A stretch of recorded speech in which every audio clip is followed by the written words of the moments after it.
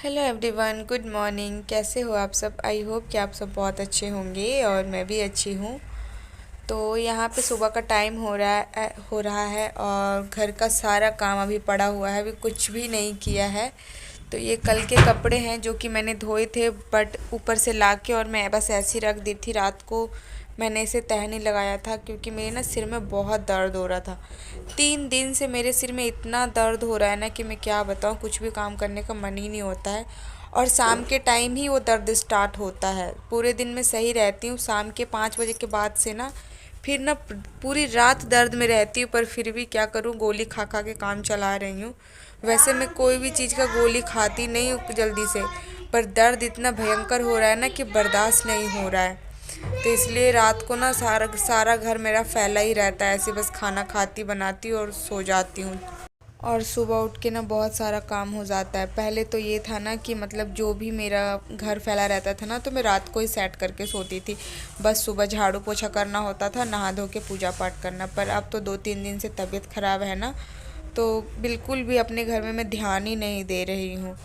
और अभी यहाँ पे घर सेट कर रही हूँ और मैंने बेड तो सही कर दिया। और मुझे बेड सही करने में ना कम से कम तो 15-20 मिनट लग जाते हैं, क्योंकि अगर बेड पे चादर अच्छे तरीके से ना बिछी हो ना तो मेरा मन ही नहीं भरता। और सुबह सुबह आज नुकसान भी हो गया, पानी गर्म करने वाला रॉड भी टूट गया, देख रहे हो। पहले से टूटा हुआ था, पर पति देव इसका जो सफ़ेद सफ़ेद छुटा रहे थे उसको छुटाने के चक्कर में ना रॉड ही तोड़ डाले। तो यहाँ मेरा घर पूरा सेट हो गया है। अब बारी है दूसरे कमरे की। तो दूसरे कमरे की सेटिंग सीधा मेरी मशीन के साइड से होती है।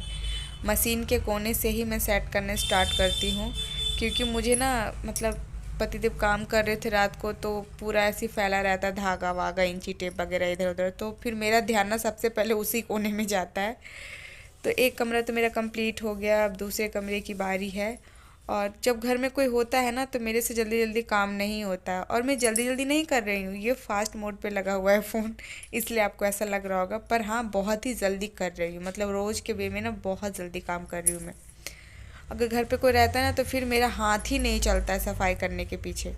तो अभी मैं बस क्लीनिंग का काम कर रही हूँ। और अभी झाड़ू लगाने से पहले मुझे किचन भी क्लीन करना होता है, क्योंकि किचन तो मैं अपने कमरे में ही बना रखी हूँ। और यहाँ जो रोज़ चूरन खाती हूँ वो चूरन भी ख़त्म हो गया, तो वो भी बनाना है मुझे। तो सबसे पहले मेरा पूरा घर का क्लीनिंग ही रहता है, उसके बाद ही झाड़ू पोछा करती हूँ। ऐसा नहीं है कि मैं मोटा मोटा झाड़ू लगा लिया फिर बाद में बेड वगैरह सही करूँगी, मेरे से तो बिल्कुल भी संभव नहीं है कि मैं ऐसे करूँ। ऊपर ऊपर से ही काम करते हुए मैं आती हूँ, लास्ट में झाड़ू लगाती हूँ जब पूरा घर मेरा सेट हो जाता है। तो किचन तो मेरे कमरे में ही है। किचन है पर ना बहुत छोटा है, उसमें खड़े होकर खाना बना ही नहीं सकते हम। अगर बना लेंगे तो बहुत ज़्यादा हुम्मस हो जाएगी, इसलिए मैं उसे स्टोर रूम की तरह यूज़ करती हूँ। खाना वाना बना के फिर ऐसे गैस चूल्हा में अंदर टेबल के नीचे सरका देती हूँ। और ये मेरा रोज़ का काम होता है कि जहाँ पे मैं खाना बनाती हूँ रोज़ यहाँ पे टाइल में साफ़ करती हूँ। पहले तो सूखे कपड़े से मार दूँगी, फिर जब पोछा लगाती हूँ ना तो जब भी गीला पोछा यहाँ लगा देती हूँ। तो यहाँ ये कमरा भी पूरा सेट हो ही गया है। और ऐसे कवर लगा के रखती हूँ ना, तो कोई भी आता है तो मुझसे पूछता है खाना कहाँ बनाती हो, गैस चूल्हा कहाँ है बाहर धोने के लिए। क्योंकि किसी को कोई मतलब उतना ध्यान नहीं दे पाता है ना कि यहाँ गैस चूल्हा भी रख रखा है। मतलब जो भी छोटे मोटे काम होते हैं ना पूरा करके ही मैं झाड़ू लगाती हूँ। तो अब लगाऊंगी झाड़ू। और मैंने पानी गर्म करके रखा था रात को कि गर्म रहेगा सुबह सुबह पीऊँगी, पर ये बोतल ख़राब हो गई, इसमें तो पानी गर्म ही नहीं रह रहा है। गर्म करके रखा, सुबह उठ के देखा तो ठंडा ही हो गया। मतलब ये बोतल भी ख़राब हो गई। ऐसे ऐसे मेरे पास 3-4 बोतलें सारी लगता ख़राब ही हो गई। फिर मैंने फटाफट सब में झाड़ू लगाऊंगी। और झाड़ू मेरे पे खड़े होके लगता ही नहीं है। कानों में ना आप लोगों को लीड लगा दिख रहा होगा ना, तो गाने सुन रही हूँ मस्ती से, ब्लॉग बन रहा है और काम भी हो रहा है, मतलब एक साथ 3-3 काम। और जब से मैंने ये लीड लिया है ना, मेरा बिल्कुल बिना लगाए काम ही नहीं होता है। जब तक लगा के अच्छे से गाना गीत भजन जो कुछ भी सुनना हो वो सुन ना लूँ ना, बिल्कुल काम में मन नहीं लग रहा है मेरा आजकल। तो आजकल लीड लगा के ही काम चल रहा है। झाड़ू वाड़ू लगाने के बाद मैं यहाँ बैठ के बर्तन धोने, देखो बर्तन धो रही ना जब भी लीड लगा हुआ है। तो बर्तन तो मैं बालकनी में ही धोती हूँ। और यही टब में ख़रीद के लाई थी, और पता है 100 रुपये का ये टब दिया है। इससे पहले जो मैं टब लाई थी उसमें ना ऐसे जो ऐसे मतलब जाली टाइप में इसमें बना है ना, उसमें जाली नहीं था, ऐसे प्लेन था। वो 80 रुपये का दिए थे और ये मुझे 100 रुपये का दिया है। महंगाई इतनी आसमान छू रही है, गरीब आदमी कैसे खाएगा यार। और यहाँ बंदर बंदर इतने परेशान कर रहे हैं मेरे पौधों को, मुझे कि मैं क्या बताऊँ। इसमें ना बहुत सुंदर सा गेंदे का फूल खिला था, बहुत बड़ा था, मैंने आप लोगों को दिखाया नहीं। और ना जाने कब बंदर आया और फूल तोड़ के फेंक दिया। फेंका भी कहाँ, तो ये पड़ोस वाली आंटी हैं, इनके एसी के नीचे। और वो मुझे कह रही है, निशा तूने फूल तोड़ के इधर क्यों फेंका। अब आप ही लोग बताओ, मेरे क्या माथे पे सी लिखा है। मुझे अच्छा नहीं लग रहा है ये फूल जो मैं उनके घर में तोड़ के फेंकूंगी। बंदर ने इतना तहलका मचा रखा है ना। इसमें भी सदाबहार में भी 5-6 फूल थे, ये भी तोड़ दिए और ये भी तोड़ के ना उनके एसी के नीचे फेंक गया है। देखो मैं जूम करके दिखा रही हूँ पर उतना अच्छा क्लियरिटी आया नहीं है। और बंदरों के चक्कर में ना मैंने अपनी तुलसी जी और कुछ पौधे मैंने यहाँ टांग रखे हैं। तुलसी जी मैंने छत पे रख दी है, क्योंकि ये सारे जो गमले रखे हैं ना ये पीछे गिरा दिए थे। और जिधर उधर ना आंटी ने अपनी तुलसी जी भी रख रखी है। यहाँ देखो बंदर कैसे कैसे चढ़ के जा रहा है।